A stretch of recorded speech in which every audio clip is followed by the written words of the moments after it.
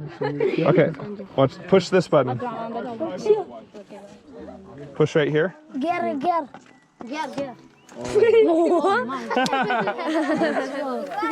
What's up, everybody? I'm Eric Porter, and we are in my backyard. So last week's video, we got the pump track running. Well, it's March. We jumped the gun a little bit, and it snowed. That's okay, it's gonna melt off. The dirt will be perfect. We'll get it riding again. I was going to do another build video in the backyard, but I did not see the snow coming. So for this week's video, we're gonna retreat to the garage, and we're gonna have a good time in there. I got ribs on the Traeger.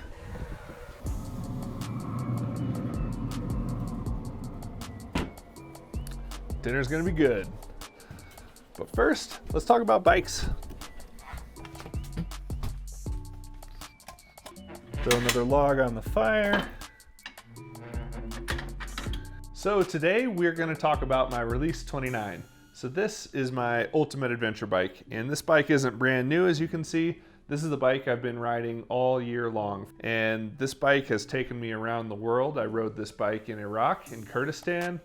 I rode this bike in New Zealand, basically everywhere. I just rode this in Sedona at the mountain bike festival. So this is really a versatile kind of do everything bike, and I've got this built up the way I do so that it can take a lot of abuse, and everything is simple, everything is reliable, and I can fix it in the field if I need to. So let's go into all the parts now. So starting out with the frame, this is a 130 rear travel, level link based full suspension bike. And we designed this to have really short chain stays and to be really maneuverable and fun and playful for a 29er. It's designed around a 140 travel fork, but I've got a 150 mil travel fork on it. It bumps it up a little bit. I find myself riding steeps a lot, and it really helps having a little bit higher front end and a bit more travel to get myself out of bad situations. So on the suspension, I've got a Fox 36 up front. The 36 is a little bit bigger and stiffer than the 34 that comes on the bike. And I'm 200 pounds, and then I ride it with a heavy loaded pack and things like that. So I appreciate the extra stiffness, and it's got the Grip 2 damper, which is absolutely insane. If you haven't ridden one, it's just so smooth and perfect and works really, really well. On the back, I've got a Fox Float X2. Again, this is the best shock they make. This is what all the World Cup racers are using.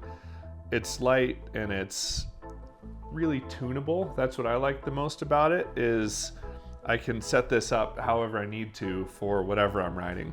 So for the drivetrain, I've got a 32 tooth chainring up front, and then it's just an Eagle in the back. I've got the SRAM XO Eagle derailleur, and I don't have the Access one, the wireless, on this bike because I wanted to be able to fix it in the field and have it be, you know, something that I can take to another country where there's no bike shops, and I'll be able to fix it on my own. For cranks, I'm running the Truvative Descendants.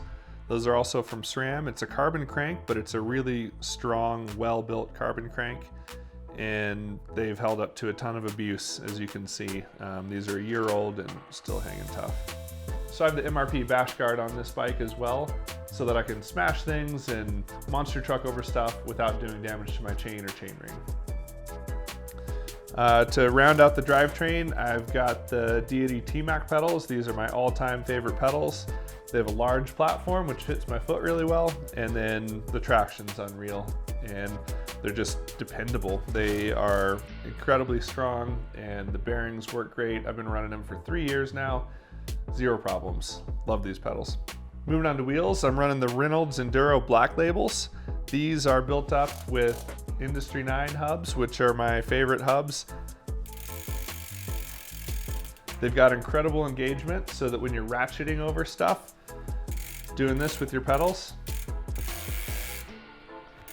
you have instant engagement. So that means when you pedal back, when I pedal forward again, it's ready to pedal.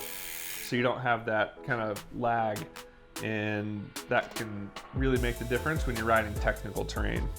And these rims have proven to be pretty bomb-proof as well, because I've had these wheels on this bike for over a year now. Moving on to the braking, I've got the Magura MT7s on this bike. This is the most powerful brake they make. This is the same brake that Loic Bruni runs and the World Cup downhill racers, Danny McCaskill, Fabio Wimmer. All the gnarly dudes have this brake because it's reliable, it's incredibly strong, and it's dependable. So on this setup, I've got 180 mil rotors front and back. I went with 180 because it's strong enough, but also a little bit more compact. The 203 rotors have more power, but it's a bigger rotor, so it's more likely to hit stuff on travel, more likely to get bent. And honestly, a 180 rotor is a lot easier to track down if I need to find a replacement rotor somewhere. And then I have the same size rotors front and back so that I can bring one replacement for both. So I'll usually travel with one extra rotor because the likelihood of bending both rotors is pretty low. I've got the matching rings to match the black and orange theme, so everything looks good together, which is pretty rad. So for Magura brake pads, you have three choices of the amount of stopping power that they have. And the ones that I chose are the performance, which is the middle grade. And I find that the performance pads modulate a little bit better as well as compared to the race pads, which is better for high-speed manuals and things like that. So it's not on-off, but it's got a really good modulation. The power kind of rolls on as you pull the lever. And up front, I've got the Loic Bruni levers as well, which have a really snappy feel to them. And they're also a great shape. They're great for big hands. They fit really nicely with my hands. I wear size XL gloves, so pretty big hands. And just a nice light feel, really solid engagement. And they're really cool levers too. They look good. And they're actually 3D printed, which is super cool. So they could make it exactly how he wanted them to be, and turns out that I really like the way they feel too. So moving up to the cockpit, I've got the D80 copperhead stem in a 35 mil length with also a 35 mil bore, and then the Skywire 15 mil rise handlebars, and that's also a 35 mil bar, and that comes in an 800 width. I cut them down to a 780, so I have just a little bit more clearance when riding through tight trees and things like that. This is my trail bike, not my downhill bike. And then I went with the Knuckle Duster grips too. These are my all-time favorite grips. They just fit my hands perfect and they're super comfy. Along with my brake lever, I've got my shifter matched up to it right here. Magura makes this piece so that you can clean up your cockpit and just have your shifter mounted to your brake clamp. Then on the left side, I've got my Magura Viron remote, which is the wireless seat post. I've found this to be more reliable than the wired seat post. You might be wondering, after I said I'm not running a wireless drivetrain, why I would run a wireless dropper, but I haven't had any failures in 3 years, and there's less cables up here, so it's a cleaner setup, and it's just a really durable, hard-working seat post. It just works when you want it to. It works in really cold temperatures. I've ridden this post at 0 degrees Fahrenheit, as well as really hot temperatures, no problems. And attached to the Viron is my Sdg Saddle. This is the new Bel Air 3. I've been riding for Sdg my whole career, and this saddle just came out. It's the newest, most refined, dialed version of the Bel Air saddle, which is one of their classics, and I've been loving it so far. On my tires, I'm running the Kenda Hellcats. So these are 29 inch by 2.4. And this is basically a full downhill tire, but it works really well for enduro stuff, trail stuff. It's got great climb traction, great cornering, just a great all around tire. It's really durable, and it's just become my favorite kind of go-to tire over the last couple of years since this tire came out. On the tire pressure, I usually run about 28 to 30 PSI with a 2.4 tire. That's usually enough. And you always want to find that middle line for traction, but not smashing rim and bottoming out. Thanks again for hanging out with me on this snowy day. It's going to melt off again soon, and we'll be back in the backyard.